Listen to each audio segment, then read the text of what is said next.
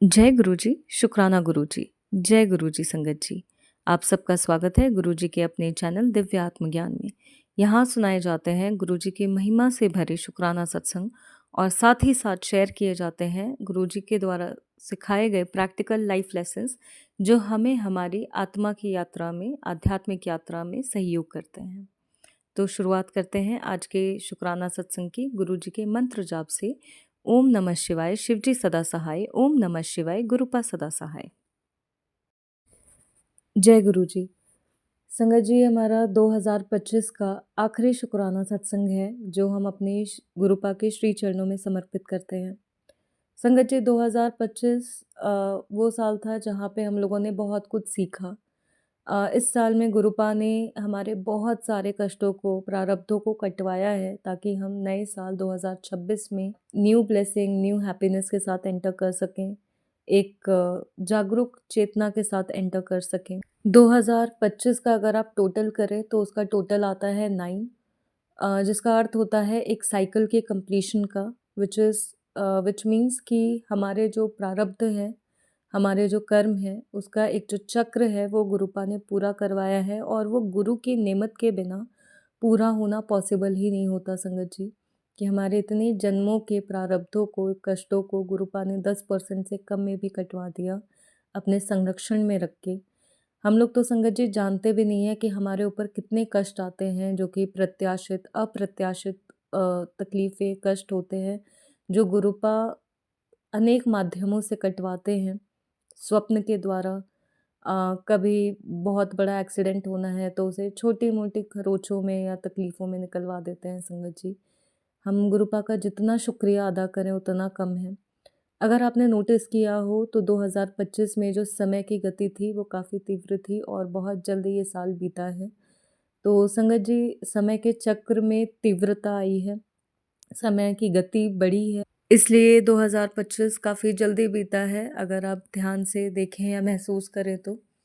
संगत जी, 2026 हम लोग गुरुपा के आशीर्वाद के साथ प्रारंभ करेंगे और गुरुपा की ब्लेसिंग के साथ हमारा 2026 स्टार्ट होगा, जिसमें बहुत सारी खुशियाँ, उनका साथ। जब आपके प्रारब्ध कट जाते हैं ना तो एक कहते हैं ना कि जो कर्मों का बोझ है वो उतर जाता है और फिर आप उन्मुक्त होकर अपने नए जीवन में, नए खुशियों में प्रवेश कर सकते हैं। इसका मतलब ये नहीं होता कि कष्ट नहीं आता, लेकिन अब आप मजबूत हो जाते हैं।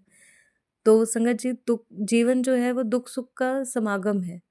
अगर धूप नहीं होगी तो छाँव का कोई अर्थ नहीं, और अगर छाँव नहीं होगी तो धूप का भी कोई अर्थ नहीं है। तो ये साथ में ही चलते हैं। लेकिन 2025 में अगर आप देखें, अगर आप पीछे मुड़ के देखें तो आप देखेंगे कि आप एक मजबूत व्यक्ति बने हैं। आपकी एक आध्यात्मिक जागृति हुई है, आपकी चेतना में, आपकी समझ में काफ़ी विकास हुआ है और ये सब गुरुपा की ही मेहर है।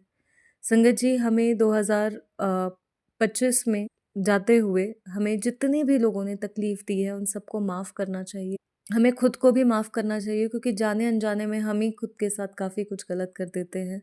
जहाँ हमें अपने लिए स्टैंड लेना चाहिए हम लोग नहीं लेते हैं, जहाँ हमें बाउंड्री सेट करनी चाहिए हम लोग नहीं करते हैं। कई बार हम अपने आप को ही उस तकलीफ़ में ज़्यादा डुबो देते हैं, जो तकलीफ़ शायद उतनी होती भी नहीं है। तो हम कई बार अपने ऊपर ही जो कहते हैं ना कि ज़ुल्म कर देते हैं। तो इसके लिए हमें खुद से भी माफ़ी मांगनी चाहिए, खुद को माफ़ करना चाहिए और दूसरों को भी माफ़ करना चाहिए, चाहे उन्होंने माफ़ी मांगी हो या ना मांगी हो। अपने सुकून के लिए माफ़ कर दीजिएगा। और संगत जी, उन सारे दुख तकलीफ़ों का, जिन्होंने भी आपकी निंदा चुगली की है, उनको दिल से शुक्रिया अदा कीजिएगा, क्योंकि अगर वो दुख तकलीफ़ नहीं आते तो संगत जी आप ईश्वर के इतने करीब नहीं होते, क्योंकि जब दुख तकलीफ़ आती है तभी ईश्वर आपके और ज़्यादा करीब आते हैं, तभी आपको उनकी प्रेज़ेंस का और ज़्यादा एहसास होता है कि ईश्वर हमसे कितना प्रेम करते हैं, जब हम ईश्वर के आश्रित हो जाते हैं।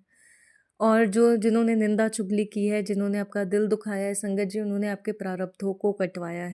गुरुपा हमेशा कहते हैं कि जब कोई आपकी निंदा चुगली करता है या आपकी बुराई करता है तो संगत जी वो आपके जो कष्ट है वो ले जाता है और अपने पुण्य आपको दे जाता है।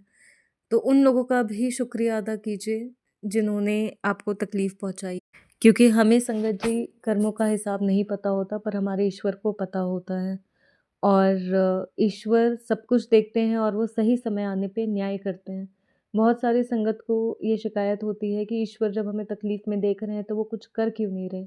वो इसलिए नहीं करते हैं संगत जी, क्योंकि वो तब प्रारब्ध कटवा रहे होते हो, और अगर आपके प्रारब्ध तब नहीं कटते तो आपको अगला जन्म लेके वापस से स्टार्ट करके उन सारे कर्मों को भोगना होता है, जब तक आपके प्रारब्ध खत्म नहीं होते। तो इसीलिए कई बार ईश्वर आपको वो जो तकलीफ़ है उससे गुज़रने देते हैं, आपको थामे रखते हैं। 10% से भी कम में आपकी वो तकलीफ़ कटवाते हैं, ताकि आपको वापस उस तकलीफ़ को भोगने के लिए ना आना पड़े। तो अपनी ईश्वर की रज़ा में राज़ी रहें, हमें बहुत कुछ नहीं पता होता। हिसाब-किताब में मत जाइए, न्याय करना और पाप-पुण्य का हिसाब-किताब अपने ईश्वर के श्री चरणों में समर्पित कर दीजिए। उनसे बेहतर और कोई नहीं ये चीज़ कर सकता है, नहीं सँभाल सकता। आप बस नीवा होके रहिए, अपने गुरु की आज्ञा में रहिए। वो जैसा बनाना चाहते हैं वैसा बनिए, उनसे कुछ माँगिए मत, अपने आप को उनको समर्पित कर दीजिए। और संगत जी, आप देखेंगे कि आपके जीवन में इतनी खुशियाँ आ जाएगी, इतनी खुशियाँ आ जाएगी, भौतिक खुशियाँ तो आएँगी ही, पर कई बार आपने देखा होगा कि लोगों के पास भौतिक खुशियाँ होती है, पैसा है, रिश्ते हैं, बहुत गाड़ी है, बंगला है, लेकिन अंदर से सुकून और शांति नहीं है। लेकिन जब हम ईश्वर के सानिध्य में होते हैं तो संगत जी, परिस्थिति चाहे कैसी भी हो, कुछ हो ना हो, कोई रिश्ता हो ना हो, पैसा हो ना हो, कुछ भी ना हो, तब भी आपके अंदर एक सुकून होता है। क्यों? क्योंकि आपको पता है कि मेरे पास वो है जो मुझे हर परिस्थिति में थामेगा और जो शाश्वत है, और वो सिर्फ़ और सिर्फ़ ईश्वर और ईश्वर का प्रेम है। इसके अलावा इस भौतिक संसार में कुछ भी शाश्वत नहीं है। जब आप इस बात को समझ जाते हैं तो संगत जी, आपके अंदर एक शांति उतर जाती है, और शांति से ज़्यादा, सुकून से ज़्यादा महत्वपूर्ण मनुष्य जीवन में और कुछ भी नहीं है, क्योंकि यहाँ पे टेंशन देने के लिए हज़ारों लाखों चीज़ें हैं। तो आप ईश्वर को खुद को समर्पित कर दीजिए, और फिर आप देखेंगे कि आपके लिए आपके जीवन में जो भी होगा वो बेस्ट होगा। और आप भले उस समय इस चीज़ को ना समझ पाएँ, लेकिन जब आप पीछे मुड़ के देखेंगे कुछ कदम आगे चलने के बाद, तो आपको ये महसूस होगा कि अच्छा हुआ वो नहीं हुआ जो हम चाहते थे, और शुक्रिया अदा करेंगे ईश्वर का कि प्रभु, आपने जो किया वो बेस्ट किया। क्योंकि ईश्वर जैसा निर्मल और निस्वार्थ प्रेम आपको इस संसार में, इस जगत में और कोई नहीं दे सकता। संगत जी, इसी पे बेस्ड हमारा जो सत्संग है, वो ये है कि कुछ दिन पहले हमने गुरुपा से कहा कि गुरुपा चलिए साथ में मूवी देखते हैं। और संगत जी, जब हम गुरुपा से कहते हैं कुछ, उनसे हार्ट टू हार्ट आपका कनेक्शन होता है। विश्वास मानिए कि गुरुपा जो है ना, वो सुनते हैं और आपके अंग संग रहते हैं। तो उन्होंने हमें मूवी दिखाई, जो कहते हैं कि मूवी सर्च करने में ही ज़्यादा, डिसाइड करने में ही ज़्यादा समय लगता है कि कौन सी मूवी देखें। तो उन्होंने हमें महाअवतार नरसिम्हा जी की मूवी दिखाई, और इस मूवी के द्वारा उन्होंने हमें बहुत कुछ सिखाया भी और ब्लेस भी किया। जैसा कि हम सब जानते हैं कि गुरु जी ही ब्रह्मा विष्णु महेश हैं। गुरु जी में ही सारे स्वरूप हैं ईश्वर के, क्योंकि ये कहते हैं ना कि सबका मालिक एक है।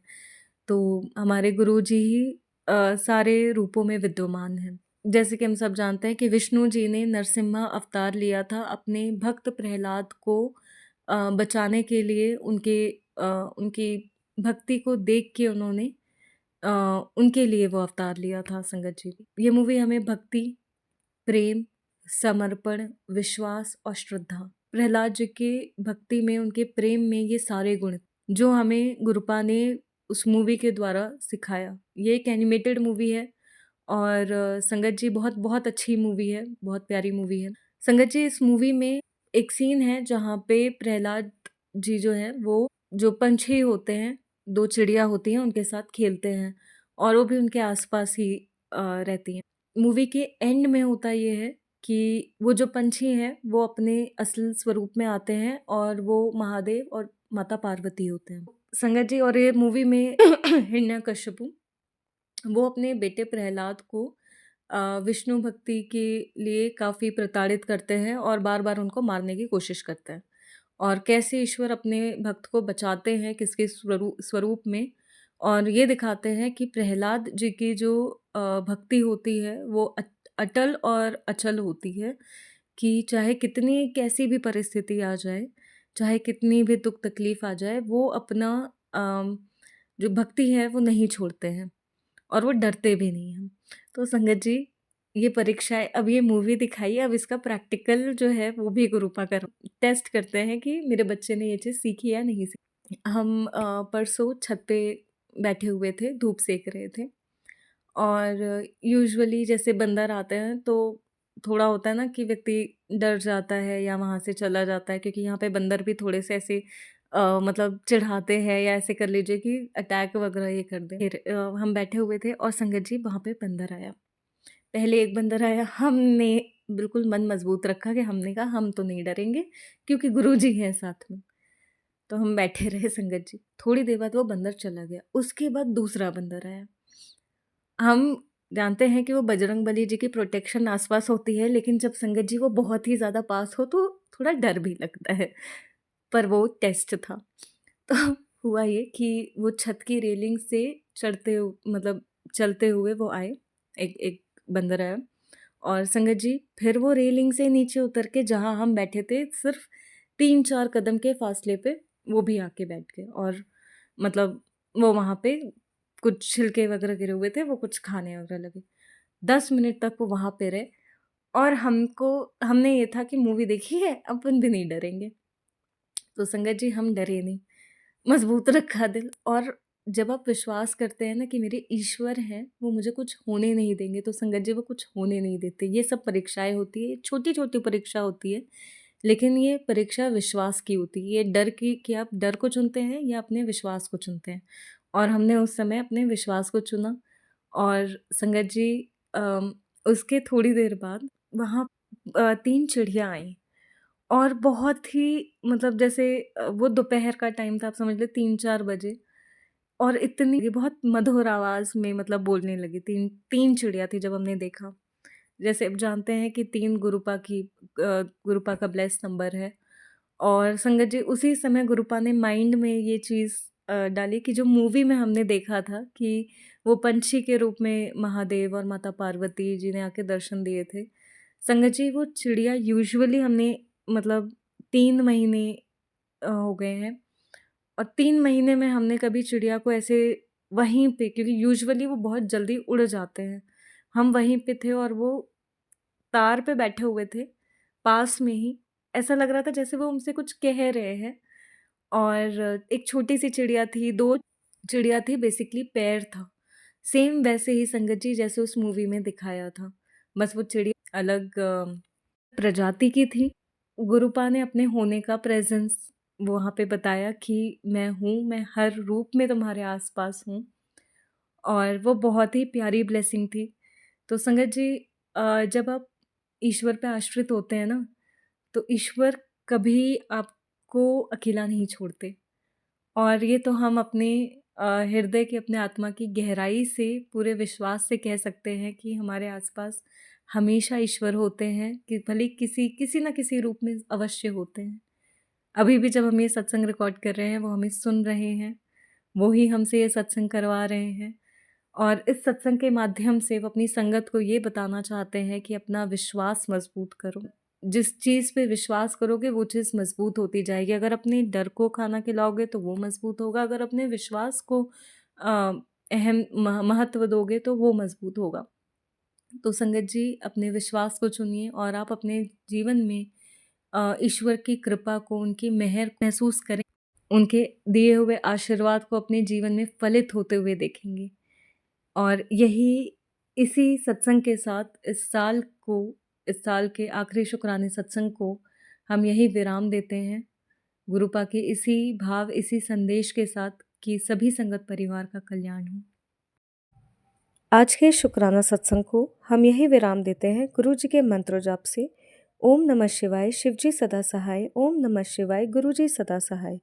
संगत जी, गुरु जी के प्यारे ब्लेसिंग से भरे शुक्राना सत्संग को सुनने के लिए इस चैनल को सब्सक्राइब कर लीजिएगा और जय गुरु जी लिख के गुरु जी के श्री चरणों में अपनी हाजिरी ज़रूर लगाइएगा। इस सत्संग को अपनी साथ संगत के साथ भी ज़रूर शेयर कीजिएगा ताकि गुरु जी की ब्लेसिंग ज़्यादा से ज़्यादा लोगों तक पहुँचे और उनका भी कल्याण हो सके और मार्गदर्शन मिले। गुरुजी, सर्वदा भला हो, सबका कल्याण हो, सत्य और धर्म की सदैव ही जीत हो, इसी प्रार्थना के साथ जय गुरुजी, शुक्राना गुरुजी।